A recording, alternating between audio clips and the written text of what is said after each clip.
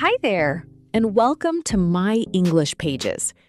In this lesson, we're going to look at the most important verb in English, the verb to be. You're going to learn 3 little words, am, is, and are. And by the end of this video, you'll already know how to use them. Let's go! First, listen to this short conversation between Sarah, Tom, and Lila.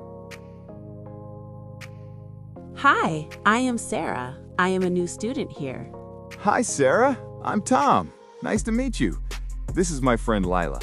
Hello, Sarah. We are in the same English class. Are you from Morocco? Yes, I am from Casablanca. It is a wonderful city.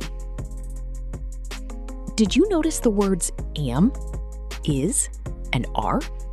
Those are all forms of the verb to be. Let's find out how they work. The verb to be changes depending on the subject, that is, the person or thing you're talking about. Here's the rule. Use am with I. I am a student. Use is with he, she, or it. She is from Morocco. It is a wonderful city. Use are with you, we, or they. We are friends. They are doctors. Great job! Those are the 7 subjects and 3 simple forms. That's all there is to it. Here's a useful tip for your everyday English.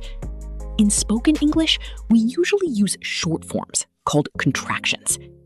Instead of saying I am, we say I'm. Instead of he is, we say he's. Instead of they are, we say they're. You actually heard them in the dialogue. They sound much more natural in conversation. So, I'm a student. She's from Morocco. We're friends. Try to use contractions when you speak. It'll make your English sound much more natural.